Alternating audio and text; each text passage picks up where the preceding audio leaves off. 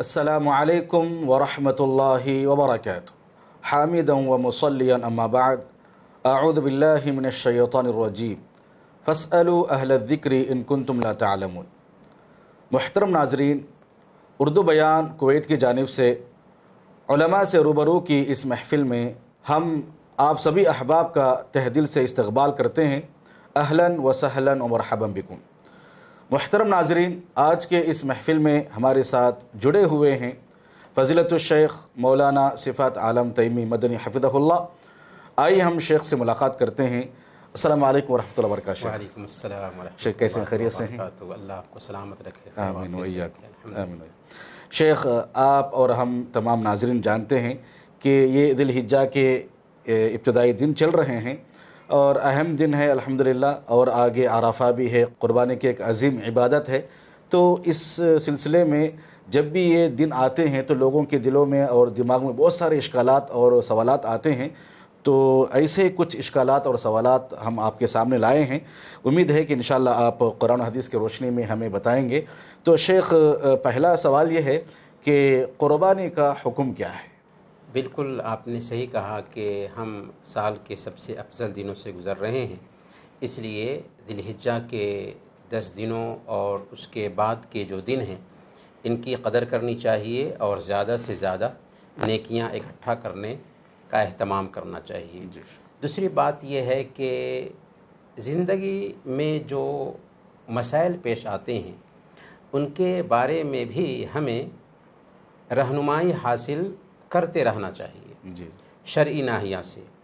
ایک مومن کی شان کے خلاف ہے کہ وہ جہالت میں یوں ہی الٹپ زندگی گزارے، بلکہ اگر موسم آتا ہے، جیسے ابھی ہم قربانی کے موسم میں داخل ہو رہے ہیں، ذی الحجہ کے ایام میں ہم داخل ہو چکے ہیں، تو ان دنوں کے کیا احکام اور مسائل ہیں ان کے بارے میں بھی ہمارے پاس معلومات ہونے چاہیے، تاکہ ہم دینی بصیرت کے ساتھ مناسبت کو برت سکیں۔ تو یہ قربانی کا کیا حکم ہے شیخ؟ قربانی کا کیا حکم ہے، اس حوالے سے اگر ہم اللہ کے نبی صلی اللہ علیہ وسلم کی سیرت کا مطالعہ کریں تو ہمیں پتہ چلتا ہے کہ اللہ کے نبی صلی اللہ علیہ وسلم مدینہ میں 10 سال رہتے ہیں اور 10 سال تک قربانی کرتے رہتے ہیں۔ حضرت ابن عمر رضی اللہ تعالیٰ عنہ بیان فرماتے ہیں، اقام النبی صلی اللہ علیہ وسلم بالمدینہ 10 سنین یضحی، اللہ کے نبی صلی اللہ علیہ وسلم مدینہ میں 10 سال تک رہے، قربانی کرتے رہے۔ اسی طریقے سے اللہ کے نبی صلی اللہ علیہ وسلم نے اپنے قول کے ذریعہ بھی قربانی کی اہمیت بیان کی، علی کل اہل بیت فی کل عام اضحیۃ، کہ ہر گھر پر ہر سال قربانی ہے۔ من وجد سعۃ لأن یضحی فلم یضحی فلا یقربن مصلانا، کہ جو آدمی طاقت رکھتا ہے اور قربانی نہیں کرتا ہے وہ ہمارے عیدگاہ کے قریب بھی نہ ہو۔ تو ہمیں پتہ یہ چلتا ہے کہ قربانی کی بڑی اہمیت ہے، لہذا یہ جانے بغیر کہ قربانی واجب ہے یا سنت مؤکدہ ہے، ہمیں اس بات کا اہتمام کرنا چاہیے کہ قربانی کی اگر ہم طاقت رکھتے ہیں تو ہم قربانی کرنے کا اہتمام کریں۔ ہاں، یہ الگ بات ہے کہ بعض علماء قربانی کو سنت مؤکدہ کہتے ہیں اور بعض علماء قربانی کو واجب کہتے ہیں۔ اگر ہم سنت مؤکدہ ہی مانتے ہیں تو یہ سنت مؤکدہ ہے نا، اللہ کے نبی صلی اللہ علیہ وسلم نے اس کا اہتمام کیا ہے، اللہ والوں نے اس کا اہتمام کیا ہے، لہذا ہمیں بہرحال اگر میسر ہے تو قربانی کریں۔ شیخ، اکثر سوال یہ بھی پوچھا جاتا ہے کہ لوگوں کی طرف سے سوال بارہا آتا ہے کہ قربانی کیا میت کی جانب سے ہم کر سکتے ہیں؟ مردے کی طرف سے قربانی اگر ہم کرنا چاہ رہے ہیں اور مردے نے وصیت کی ہے تو وصیت کی بنیاد پر اس کے مال میں سے قربانی کی جائے گی۔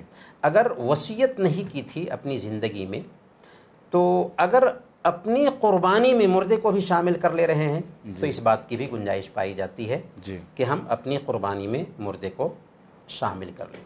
اللہ کے نبی صلی اللہ علیہ وسلم قربانی کرتے تھے تو کہتے اللہم تقبل من محمد و آل محمد، کہ اللہ اسے محمد اور آل محمد ومن امت محمد، اور محمد کی امت کی طرف سے اسے قبول کر لے۔ اور محمد صلی اللہ علیہ وسلم کی امت میں مردے شامل ہو جاتے ہیں۔ تو اگر اپنے جانور میں اپنے مردوں کو بھی شریک کر لیتے ہیں تو اس بات کی بھی گنجائش پائی جاتی ہے۔ لیکن اگر علیحدہ طور پر مردے کی طرف سے قربانی کرنا چاہ رہے ہیں تو اس کے بارے میں نصوص ہمارا ساتھ نہیں دیتے، یعنی کوئی ایسی حدیث جو صحیح ہو ہمیں نہیں ملتی جس سے ہمیں پتہ چل سکے کہ مردے کی طرف سے علیحدہ قربانی ہو سکتی ہے۔ یہ الگ بات ہے کہ بعض علماء نے اس بات کی گنجائش رکھی ہے کہ مردے کی طرف سے قربانی ہو سکتی ہے، لہذا اگر کوئی بھائی اصرار کر رہے ہوں کہ وہ مردے کی طرف سے قربانی کریں تو گنجائش بہرحال پائی جاتی ہے، لیکن ہم تو یہ کہیں گے کہ افضل ہے کہ وہ جو پیسہ آپ قربانی میں لگا رہے ہیں 10,000 کا جانور خریدیں گے، 10,000 اگر کسی غریب کو دے دیں گے تو 2 مہینے تک اس کے گھر کا خرچ چلے گا۔ لیکن اگر آپ قربانی کرتے ہی ہیں علیحدہ طور پر مردے کی طرف سے تو سارا کا سارا گوشت غریبوں میں تقسیم کر دیں۔ اچھا، صدقہ کرنا بھی بہتر ہوتا ہے میت کی جانب سے، بعض لوگ کہتے ہیں۔ کیسے؟ میت کی طرف سے ہم قربانی نہیں کریں گے بلکہ ہم صدقہ کرنا افضل ہے۔ ہاں، میت کی طرف سے اگر ہم قربانی کرنے کی بجائے صدقہ کر دیں تو یہ بہتر ہے۔ اس کا مطلب یہ نہیں ہے کہ ہم اپنے قربانی کے جانور کا پیسہ بھی صدقہ کریں۔ یعنی یہاں پر کسی کے ذہن میں یہ سوال پیدا ہو سکتا ہے نا کہ جب میت کی طرف سے قربانی کرنے کی بجائے ہم اس کے پیسے کو غریبوں پہ خرچ کر دیں تو کیا اپنی قربانی کا جو پیسہ ہے وہ پیسہ غریبوں پہ صدقہ کر دیتے ہیں قربانی کرنے کے بجائے؟ تو نہیں۔ قربانی ایک عبادت ہے، مالی عبادت ہے، اللہ کے نبی صلی اللہ علیہ وسلم کی سنت ہے، اس کی بڑی تاکید ہے، لہذا اگر کوئی آدمی اس طرح کی بات کرتا ہے تو اس کی وہ ذہنی عیاشی ہوگی۔ بعد میں وہ کہیں گے کہ نماز 5 وقت کی پڑھنی ہے تو ایک مرتبہ ہی جمع کر لیتے ہیں، حج مکہ جا کر کے کرنا ہے تو اپنے ہاں ہی کر لیتے ہیں، تو اس طریقے سے شریعت تو کھلواڑ بن کر کے رہ جائے گی۔ تو اسی لیے ایسے لوگوں کی باتوں کی طرف بالکل دھیان نہیں دیا جائے گا، اور اصولی بات یہ ہے کہ قربانی کے دن، عید الاضحیٰ کے دن سب سے بہتر کام اگر کوئی ہو سکتا ہے تو جانور کا خون بہانا ہے۔ اور جانور کا یہ خون بہانا کیوں ہوتا ہے؟ ابراہیمی سنت کو یاد کرنے کے لیے ہم جانور کا خون بہاتے ہیں، یعنی جس روح کے ساتھ ابراہیم علیہ السلام نے قربانی کی تھی اسی روح کو تازہ کرنے کے لیے ہم دراصل جانور کی گردن پر چھری پھیرتے ہیں کہ آج ہم جانور کی گردن پر چھری پھیر رہے ہیں۔ اگر اللہ کا حکم آیا مال کی قربانی مانگی گئی، مال کی قربانی دیں گے، جان کی قربانی مانگی گئی، جان کی قربانی دیں گے۔ یہ روح اصل میں قربانی کے ذریعہ ہمارے اندر پیدا ہونی چاہیے۔ جزاک اللہ خیر شیخ۔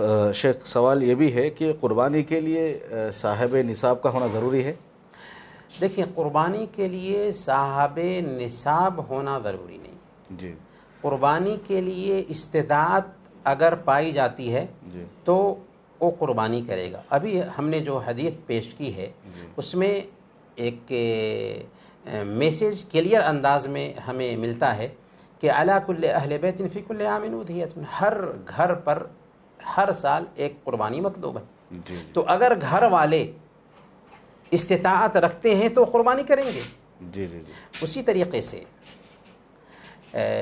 سنن ترمذی کی روایت ہے، حضرت عطا بیان کرتے ہیں کہ ہم نے ابو ایوب انصاری رضی اللہ تعالی عنہ سے پوچھا کیف کانت الضحایا فی عہد رسول اللہ صلی اللہ علیہ وسلم، اللہ کے نبی صلی اللہ علیہ وسلم کے زمانے میں قربانی کیسے ہوتی تھی؟ تو انہوں نے کہا کان الرجل یضحی بالشاۃ عنہ وعن اہل بیتہ، کہ ایک آدمی ایک بکری اپنے اور اپنے گھر والوں کی طرف سے ذبح کیا کرتا تھا۔ تو اس سے پتہ کیا چلا؟ اس سے پتہ یہ چلا کہ اگر ہمارے اندر استطاعت پائی جاتی ہے تو ہم قربانی کریں گے، اس کے لیے نصاب کی شرط نہیں پائی جاتی۔ یہاں تک کہ اگر گھر میں ایک جانور ذبح ہو رہا ہے تو اس میں گھر کے سارے افراد شریک ہو سکتے ہیں۔ جی جزاک اللہ خیر شیخ، احسن اللہ علیکم۔ شیخ، ایک سوال یہ بھی ہے کہ قربانی کا جو گوشت ہے کیا ہم غیر مسلموں کو دے سکتے ہیں؟ دیکھیں، قربانی کا جو گوشت ہے اگر ہم غریبوں میں تقسیم کر رہے ہیں تو ظاہر سی بات ہے کہ غریبوں میں مسلم بھی آ جاتے ہیں، غیر مسلم بھی آ جاتے ہیں، اور اللہ فرماتا ہے فَكُلُوا مِنْهَا وَأَطْعِمُوا الْقَانِعَ وَالْمُعْتَرَ، کہ قربانی کے گوشت میں سے خود بھی کھاؤ اور جو مانگنے والے ہیں اور جو مانگنے والے نہیں ہیں ان کو بھی کھلاؤ۔ اللہ تعالیٰ دوسری جگہ بیان فرماتے ہیں فَكُلُوا مِنْهَا وَأَطْعِمُوا الْبَائِسَ الْفَقِيرَ، فقیر، کہ قربانی کے گوشت میں سے خود بھی کھاؤ اور محتاج اور فقیروں کو بھی دو۔ تو فقراء و مساکین میں غیر مسلم بھی آ جاتے ہیں، خاص طور پر ایسے غیر مسلم جو ہمارے پڑوسی ہیں، جی جن کے ساتھ ہمارے تعلقات بھی ہو سکتے ہیں، جی رشتہ داری بھی ہو سکتی ہے، تو ایسے پڑوسیوں کا خاص خیال رکھنا چاہیے جی اور ان تک قربانی کا گوشت پہنچانا چاہیے، اور اس بات کی گنجائش پائی جاتی ہے کہ غیر مسلموں کو بھی لیکن قربانی کا گوشت، باقاعدہ طور پر 3 حصے کرنا، یہ کوئی قاعدہ نہیں ہے، جی رول نہیں ہے کہ قربانی کے گوشت کو 3 حصے میں تقسیم کریں، لیکن اگر ہم تقسیم کرتے ہیں، ایک حصہ اپنے پاس رکھتے ہیں، ایک حصہ فقراء و مساکین میں تقسیم کرتے ہیں، ایک حصہ اپنے دوست و احباب میں دیتے ہیں، تو کوئی حرج کی بات نہیں، لیکن اس کو کوئی قاعدہ نہیں سمجھنا چاہیے یا کوئی منسوس عمل نہیں ہے۔ اگر ہمارے گھر کے افراد زیادہ ہیں، جی سارا گوشت گھر میں ہی خرچ ہو گیا، جی قربانی ہو گئی۔ جی اصل مقصد قربانی ہے، لن ینال اللہ لحومها ولا دماؤها ولکن ینالہ التقوی منکم، اللہ کو قربانی کا گوشت نہیں پہنچتا، اس کا خون نہیں پہنچتا، بلکہ دلوں کا تقوی پہنچتا ہے۔ تو اصل مقصد قربانی کا اللہ کی رضامندی ہے، گوشت مطلوب ہے ہی نہیں، لیکن اگر گوشت کو ایک آدمی چاہتا ہے کہ گھر کے افراد زیادہ تھے اس لیے ہم 2/3 حصہ رکھ لیتے ہیں، تو کوئی حرج کی بات نہیں، پورا گوشت گھر میں خرچ ہو گیا کوئی بات نہیں۔ اگر کسی کے پاس میں افراد نہیں ہیں کھانے والے، سارا گوشت غریبوں میں تقسیم کر دیا، کوئی حرج کی بات نہیں۔ جی جزاک اللہ خیر۔ شیخ، جانور مر جائے یا گم ہو جائے اس کے بعد ہم کیا کریں گے؟ اگر جانور مر جاتا ہے جی اور ہماری اس میں کوئی کوتاہی نہیں تھی، جی یا جانور گم ہو گیا، جی ہماری کوتاہی نہیں تھی اس میں، تو کوئی حرج کی بات نہیں۔ اچھا لیکن اگر ہماری کوتاہی کی وجہ سے جانور مرا ہے تو بہرحال اس کے بدلے میں دوسرا جانور خرید کر کے ذبح کرنا چاہیے۔ اچھا اچھا۔ شیخ، قربانی کے اوقات کیا ہے؟ کب تک ہم قربانی کر سکتے ہیں؟ کیا وقت ہے اس کا؟ دیکھیں، قربانی کے وقت کی شروعات ہوتی ہے عید کی نماز پڑھنے سے، یعنی عید الاضحیٰ کی نماز جب تک پڑھ ہی نہ گئی ہو تب تک قربانی کا وقت داخل نہیں ہوا ہے۔ اللہ کے نبی صلی اللہ علیہ وسلم نے بیان فرمایا من ذبح قبل الصلاۃ فإنما ذبح لنفسه ومن ذبح بعد الصلاۃ فقد تم نسکہ وأصاب سنت المسلمین، کہ جس نے نماز سے پہلے قربانی کر لی اس نے اپنے آپ کے لیے جانور ذبح کیا، جیسے عام دنوں میں ذبح کرتے ہیں، گوشت کھاتے ہیں، جی، اور جس نے نماز کے بعد ذبح کیا اس نے مسلمانوں کی سنت کو پایا۔ گویا کہ قربانی کے وقت کی شروعات ہوتی ہے کب سے؟ جبکہ نماز ہو جائے۔ خطبہ سننا ضروری نہیں ہے، جی، لیکن نماز کی ادائیگی ضروری ہے۔ اچھا، یہاں تک کہ دیہاتوں میں بھی، جی، کچھ لوگ کیا سمجھتے ہیں کہ دیہات کا حکم الگ ہے، ہاں صحرائی علاقے میں جہاں پر نمازیں وغیرہ نہیں ہوتی وہاں کے لیے قاعدہ یہ ہے کہ اگر نماز کا وقت ہو چکا ہے تو جیسے آس پاس کی بستیوں میں نماز کا وقت ہو چکا ہے یا وہاں پر نماز ہو گئی ہے تو وہ لوگ بھی قربانی کر سکتے ہیں، کیونکہ وہاں پر عید کی نماز نہیں ہو رہی ہے۔ لیکن جہاں پر عید کی نماز ہو رہی ہے ان کے لیے ضروری ہے کہ وہ عید کی نماز کے بعد قربانی کریں۔ کب تک قربانی کر سکتے ہیں؟ جی، تو عید کے دن ایک دن ہوا، اس کے بعد 3 دن بنتے ہیں، کیونکہ 11، 12 اور 13 ذی الحجہ یہ ایام تشریق کے کہلاتے ہیں، اور کل ایام التشریق ذبح، حدیث میں اللہ کے نبی صلی اللہ علیہ وسلم نے بیان فرمایا ہے کہ تشریق کے جو بھی دن ہیں یہ قربانی کے دن ہیں۔ اس ناحیہ سے 4 دن قربانی کے بنتے ہیں، یعنی 13 ذی الحجہ کو مغرب کی اذان سے پہلے تک قربانی کر سکتے ہیں. دن اور رات کبھی بھی ہم قربانی کر سکتے ہیں. ہاں، بہت سارے لوگوں نے یہ کہا ہے کہ رات میں قربانی کرنا مکروہ ہے، کچھ لوگوں نے منع کیا، کچھ فقہا نے، لیکن اس کے بارے میں کوئی دلیل نہیں ملتی. جی. ہاں، اگر کوئی انسان رات میں قربانی اس ارادے سے کرتا ہے کہ فقراء و مساکین کو محروم کر دے تو اس کی نیت میں کھوٹ پایا جا رہا ہے. جی. حالانکہ قربانی رب کی رضامندی کے لیے ہوتی ہے، تو اس کھوٹ کی وجہ سے اس کے لیے صحیح نہیں ہوگا. ورنہ قربانی چاہے دن میں کرے چاہے رات میں کرے جائز ہے. ہاں، اس بات کا اہتمام کرنا چاہیے کہ دن میں اگر وہ قربانی کرے گا تو فقراء مساکین کو آسانی کے ساتھ میں وہ دے سکتا ہے، پہنچا سکتا ہے. لیکن کسی کے پاس فرصت نہیں ہے، رات ہی میں فرصت ہے، تو کوئی بات نہیں، رات میں قربانی کر لے اور دن میں گوشت بانٹ دے. جی. تو رات میں بھی قربانی کی جا سکتی ہے. شیخ، جانور ذبح کرنے سے پہلے کیا ہم جانور کو باقاعدہ غسل دینا ہے، اس کو وضو کرنا ہے؟ بعض لوگ کہتے ہیں کہ غسل دینا ہے. یہ غلط فہمی ہے. بہت ساری جو غلط فہمیاں ہیں مسلم سماج میں، ان میں سے ایک غلط فہمی یہ بھی ہے کہ جانور ذبح کرنے سے پہلے جانور کو نہلانا چاہیے، اس کو غسل دینا چاہیے. اس کی کوئی اصلیت نہیں. جزاک اللہ خیر. شیخ، جیسے ہم عید الفطر میں نماز ادا کرنے سے پہلے کچھ کھا کر جاتے ہیں، عید الاضحیٰ میں کیا ایسا ہی کرنا ہے یا اس کی الگ کیفیت ہے؟ عید الاضحیٰ کے آداب میں سے ایک ادب یہ ہے کہ ہم عید الاضحیٰ کی نماز کے لیے جائیں تو کچھ کھائیں پئیں نہیں، اور جب نماز پڑھ کر کے آئیں تو قربانی کریں اور قربانی کے گوشت میں سے کھائیں. اس کے اپوزٹ عید الفطر میں سنت کا طریقہ یہ ہے کہ طاق عدد میں کھجوریں کھا لیں اور پھر نماز کے لیے جائیں. جزاک اللہ خیر. شیخ، جیسے ابھی حجاج جو ہے حج کے لیے نکلتے ہیں، کیا اگر کوئی حاجی اپنے طرف سے ہندوستان میں قربانی کروا سکتا ہے کہ اس کا کیا حکم ہے؟ اس بات کی گنجائش پائی جاتی ہے کہ ایک حاجی اپنی طرف سے قربانی بھی کرے اور وہاں ہدی کا جانور بھی ذبح کرے. دیکھیں، بہت سارے لوگ ہدی کے جانور اور قربانی دونوں کو ملا دیتے ہیں. ہدی کا جانور الگ ہے اور قربانی الگ ہے.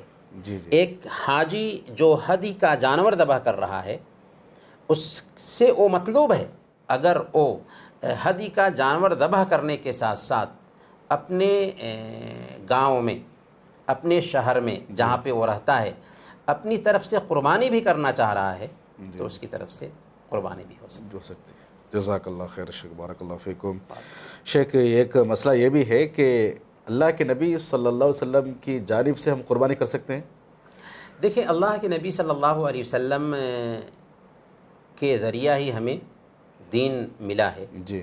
اور اگر ہم نیکی کا کوئی بھی کام کریں گے نا تو ہمیں اس نیکی کے کام کی وجہ سے جو ثواب مل رہا ہے اس ثواب میں اللہ کے نبی صلی اللہ علیہ وسلم برابر کے شریک ہیں. من دل علی خیر فلہ مثل اجر فاعلہ. جس نے کسی بھلائی کی طرف رہنمائی کی اس کو کرنے والے کے جیسے ثواب ملتا ہے. تو اگر ہم قربانی بھی کر رہے ہیں نا تو جیسے ہم کو ثواب ملے گا ویسے پیارے نبی صلی اللہ علیہ وسلم کو بھی ثواب مل ہی رہا ہے. ہم نماز پڑھتے ہیں، ہم روزے رکھتے ہیں، ہم جو بھی نیکی کا کام کرتے ہیں، اللہ کے نبی صلی اللہ علیہ وسلم ہی نے ہمیں صحیح راستہ دکھایا.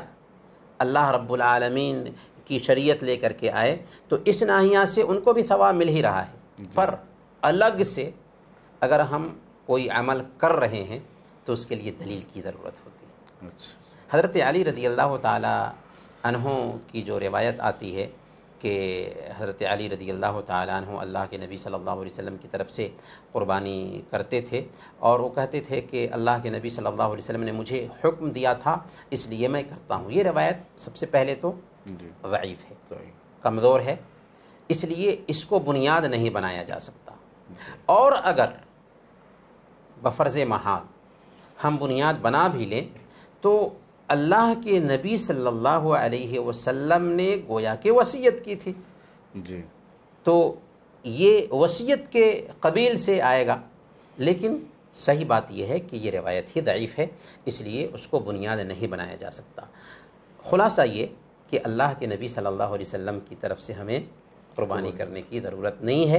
ہم جو نیکیاں کرتے ہیں ان نیکیوں میں پیارے نبی صلی اللہ علیہ وسلم شریک ہوتے ہیں، اس کا ثواب ان کو مل ہی جاتا ہے۔ جی شیخ، جزاک اللہ خیر۔ شیخ، ایک سوال یہ بھی ہے کہ اکثر سوال کرتے ہیں کہ قربانی کا جانور ہے کہ ایک ہی جانور کے اندر ہم عقیقہ اور قربانی دو بھی کر سکتے ہیں؟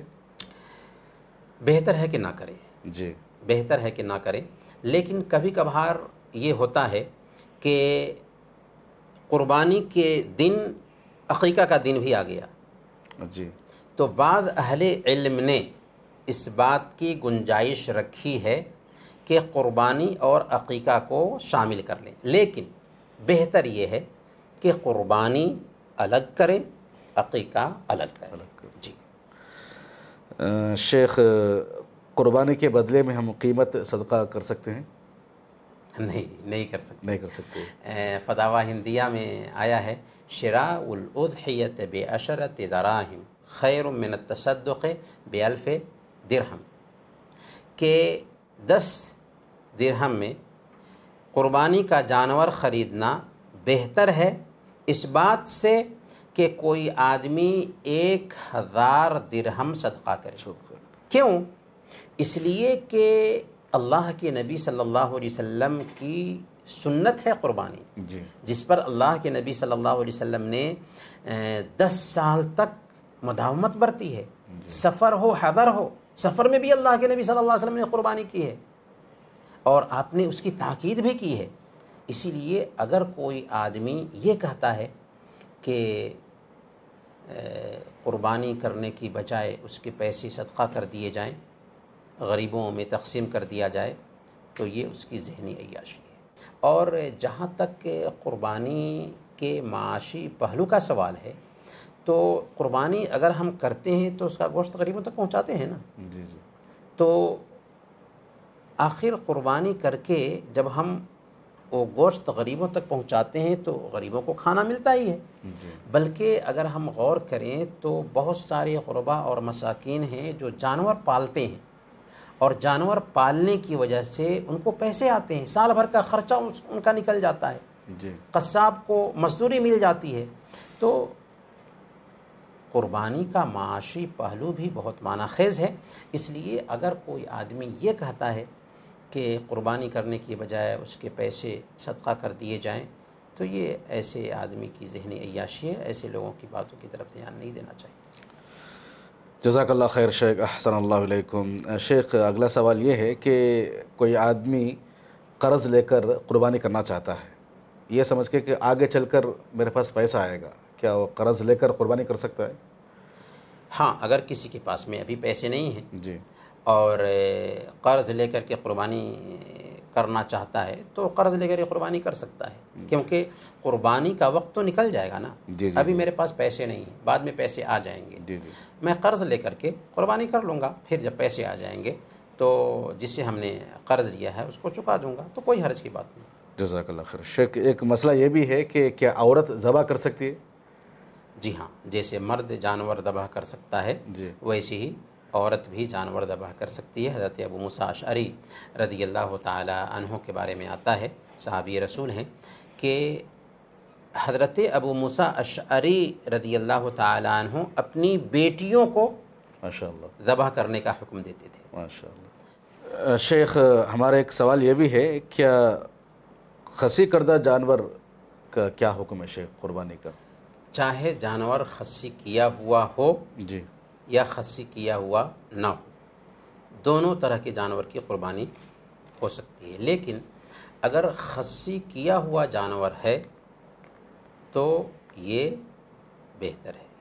خصی کیا ہوا جانور کا مطلب کیا ہوا؟ یعنی جس جانور کا خصیہ نکال دیا گیا ہو جی، اس کو خصی کیا ہوا جانور کہتے ہیں۔ اچھا، اچھا، خصیہ نکال دینے کی وجہ سے کیا ہوتا ہے کہ جانور کے اندر ضرورت سے زیادہ شہوت نہیں رہتی جی، جی، جی، اور اس کا گوشت بھی اچھا ہو جاتا ہے، جی، جی، تو اسی لیے عام طور پر جانور کا خصیہ نکال دیا جاتا ہے۔ لیکن اگر جانور خصی کیا ہوا نہیں ہے اس کی بھی قربانی ہو سکتی ہے، اور اگر خصی کیا ہوا جانور ہے تو اس کی بھی قربانی ہو سکتی ہے۔ شیخ سوال یہ بھی ہے کہ بعض لوگ کہتے ہیں کہ قربانی کا جو جانور ہے اس جانور کی فلاں چیز نہیں کھانا چاہیے، بس یہی چیزیں حلال ہے، کیا جانور کے ہم وہ کون سی چیزیں نہیں کھا سکتے جسے لوگ مکروہ کہتے ہیں؟ کیا پورا جانور بھی کھا سکتے ہیں؟ بکواس ہے۔ جی جانور میں جو چیز کھانے کی ہے، جی گوشت کے قبیل کی جو بھی چیزیں ہیں جی وہ ساری چیزیں کھا سکتے ہیں۔ اب لیت کوئی کھائے گا نہیں نا، تو جو چیز کھانے کی ہے وہ ساری چیزیں کھائی جا سکتی ہیں، کوئی حرج کی بات نہیں۔ اس میں یہ چیز مکروہ ہے، یہ نہیں کھانا چاہیے، اس کے لیے کوئی دلیل نہیں پائی جاتی۔ اچھا، جزاک اللہ خیر شیخ۔ شیخ اگلا سوال ہمارا یہ ہے کہ کیا قربانی جو جانور ہم لینے کے لیے جاتے ہیں کہ سینگ والا جانور ہونا ضروری ہے؟ نہیں، سینگ والا جانور، ایک بات کیا ہے کہ اگر جانور کا سینگ بالکل ٹوٹ گیا ہوا ہے جی تو ظاہر سی بات ہے کہ وہ ایک عیب پایا گیا۔ جی لیکن اگر کسی جانور کے پاس سینگ نہیں ہے، ایسا جانور ہو سکتا ہے، تو کوئی حرج کی بات نہیں۔ تو سینگ والا جانور کوئی مطلوب نہیں ہے، لیکن یہ ضرور ہے کہ اگر کسی جانور کا سینگ بالکل ٹوٹ گیا ہوا ہے تو ایسا جانور عیبدار ہو جاتا ہے، اس لیے ایسے جانور کی قربانی نہیں کرنی چاہیے۔ ہاں، اگر کسی جانور کو سینگ آیا ہی نہیں ہے تو کوئی حرج کی بات نہیں۔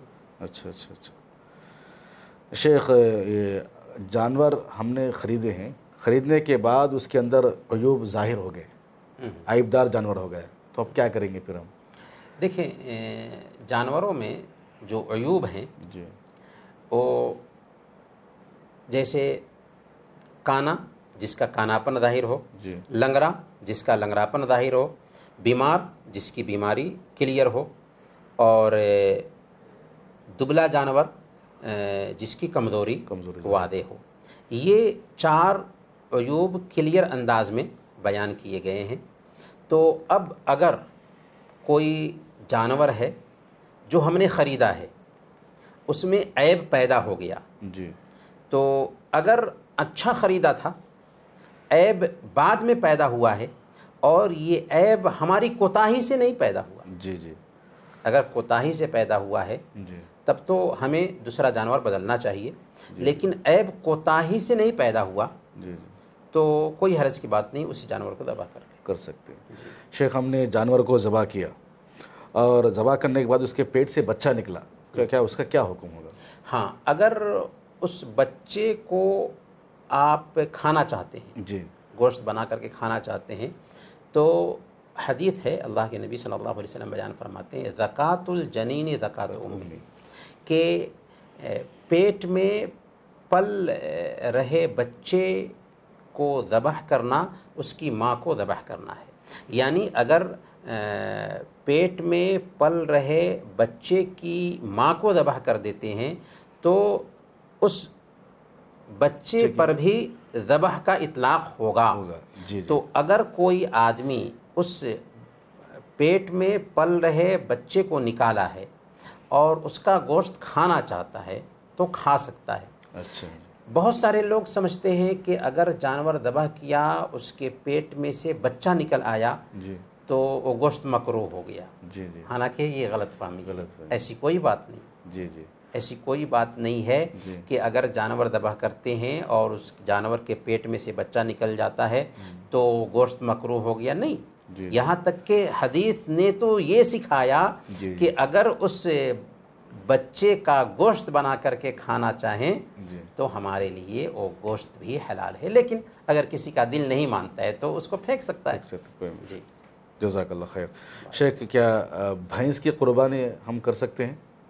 دیکھیں، جن جانوروں کی قربانی مسنون ہے ان میں بہیمۃ الانعام کے جانور آتے ہیں۔ بہیمۃ الانعام کون سے جانور ہیں؟ یہ وہ جانور ہیں جو چوپایا ہوں اور گھریلو جانور ہوں۔ اس ناحیہ سے اگر جنگلی جانور کو ذبح کر رہے ہیں تو نہیں چلتا، گھریلو جانور ہوں اور چوپایا جانور ہوں۔ چوپایا جانور میں کون کون سے جانور آتے ہیں اس کی بھی صراحت کر دی گئی ہے۔ 4 طرح کے جانور آتے ہیں: اونٹ نر اور مادہ، گائے نر اور مادہ، بکرا نر اور مادہ اور بھیڑ نر اور مادہ، یہ 4 طرح کے جانور ہیں جن کی قربانی ہو سکتی ہے۔ نر مادہ کو ملا کر کے 8 طرح کے جانور ہو جاتے ہیں۔ جی اب کیا بھینس اس میں داخل ہے یا نہیں داخل ہے؟ تو فقہا کا اس مسئلے میں اتفاق ہے کہ اگر زکوٰۃ دینی ہے تو گائے پر بھینس کو قیاس کرتے ہیں۔ اچھا، اسی لیے جیسے زکوٰۃ گائے کی ہوگی ویسی ہی زکوٰۃ بھینس کی ہوگی۔ اسی قبیل سے بہت سارے علماء نے یہ کہا ہے کہ جیسے گائے کی قربانی ہو سکتی ہے ویسے ہی بھینس کی بھی قربانی ہو سکتی ہے، لیکن اللہ کے نبی صلی اللہ علیہ وسلم نے بھینس کی قربانی نہیں کی، جی جی، اور عبادت توقیفی ہے۔ جی جی، اس لیے اگر بھینس کی قربانی نہ کریں تو بہتر ہے، لیکن اگر بعض علماء نے جو بھینس کی قربانی کو جائز ٹھہرایا ہے، ان علماء کے فتاویٰ کی بنیاد پر کسی نے قربانی کیا تو اس کو غلط بھی نہیں کہا جا سکتا، لیکن افضل اور بہتر یہی ہے کہ بھینس کی قربانی نہ کی جائے۔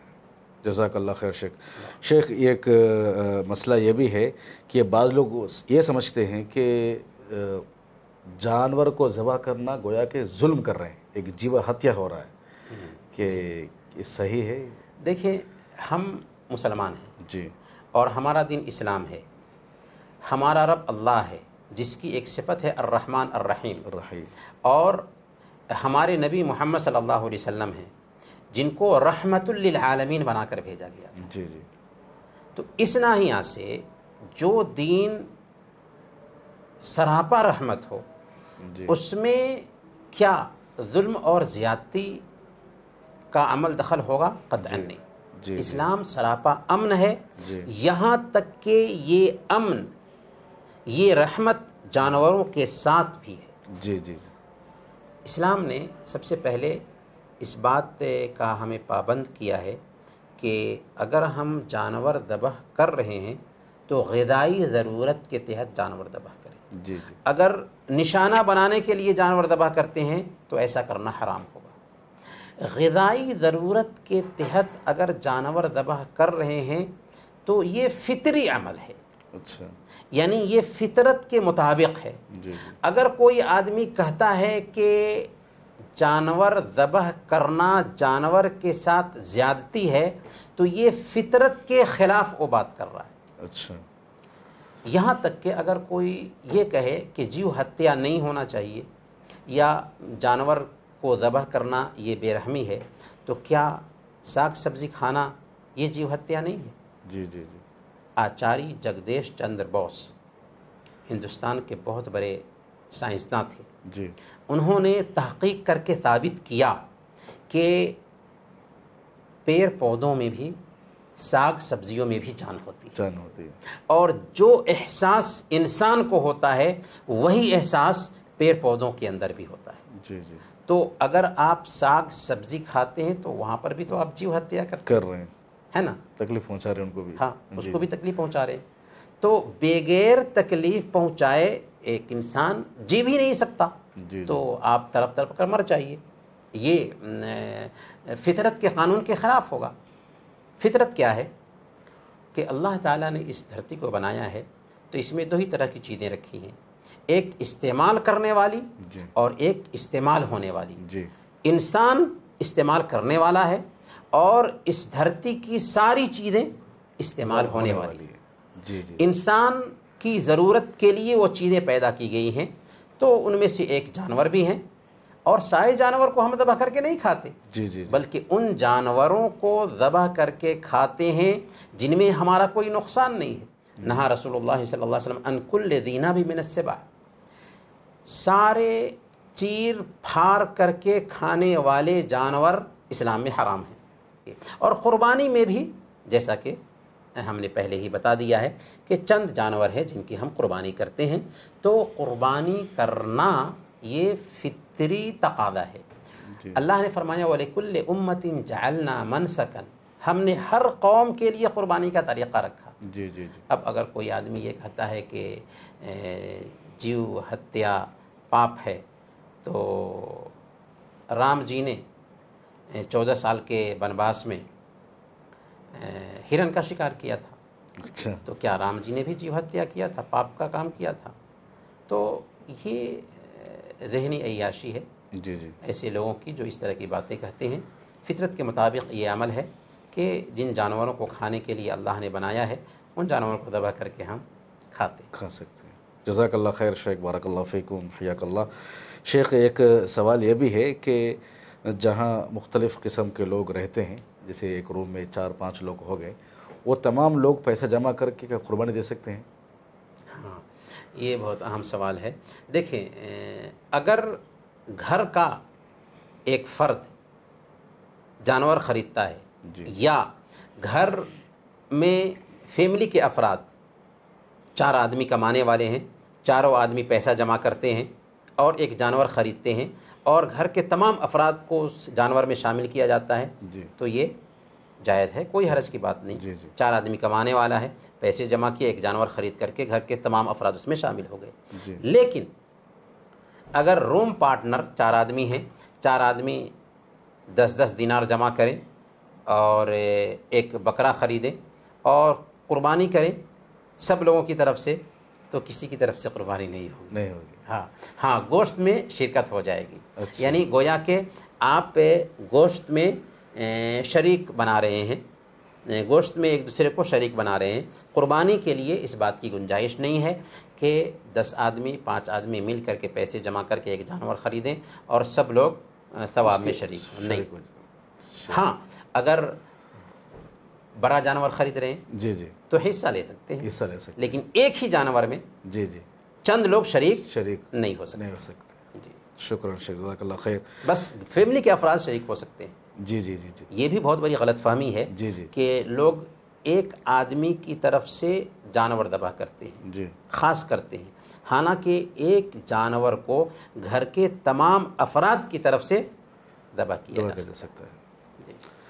شیخ ایک سوال یہ بھی ہے کہ قربانی کا جانور پلسرات پر سواری بنے گا، یہ کچھ ہے؟ ہاں، یہ بھی ایک غلط فہمی ہے۔ جی اتنا ضرور ہے کہ جانور موٹا تازہ ہو جی تو یہ بہتر ہے۔ جی جی جانور کو موٹا تازہ کرنا اچھی بات ہے، لیکن یہ سوچ کے موٹا تازہ کرو جانور کو کہ یہ جانور پلسرات پر سواری بننے والا ہے، اس کی کوئی اصلیت نہیں۔ ہاں، ہر انسان کو پلسرات سے گزرنا ہے جی جی اور پلسرات جہنم کے اوپر نصب کیا گیا ہوگا، جی سارے لوگ اس سے گزریں گے، جو نیک نہیں ہوں گے جہنم میں گر جائیں گے اور جن کا عمل بہتر ہوگا وہ پلسرات کو پار کر کے جنت میں جائیں گے۔ لیکن پلسرات کو پار ضرور کرنا ہے، پر یہ سوچ کہ پلسرات پر یہ جانور سواری بننے والے ہیں، اس کی تائید کوئی حدیث نہیں کرتی ہے۔ ایک روایت آتی ہے اقدموا ضحایاکم فإنها علی الصراط مطایاکم، کہ اپنے قربانی کے جانوروں کو موٹا تازہ کرو کیونکہ یہ پلسرات پر تمہاری سواری بننے والے ہیں۔ اس روایت پر اعتماد نہیں کیا جا سکتا۔ کہنے کی بات یہ ہے کہ بکواس بات ہے، اس کی کوئی اصلیت نہیں۔ جزاک اللہ خیر شیخ، بارک اللہ فیکم، حیاکم اللہ۔ بارک اللہ۔ الحمدللہ ہم اب تک شیخ سے بہت سارے سوالات کے جوابات سن رہے تھے۔ ہم اللہ رب العالمین کا شکر ادا کرتے ہیں، اس کے بعد شیخ محترم کا بھی ہم شکر ادا کرتے ہیں کہ شیخ نے ہمیں وقت دیا اور قرآن حدیث کی روشنی میں بہت سارے اشکالات کا جواب دیا۔ آپ سے گزارش ہے کہ بہت سارے جو بھی اشکالات ہیں دین کو لے کر، آپ ہم سے ضرور جڑے رہیے اور ہم سے پوچھتے رہیے، انشاءاللہ آپ کے سوالات کے جوابات ہم دینے کے لیے تیار ہیں۔ السلام علیکم ورحمۃ اللہ وبرکاتہ۔ السلام۔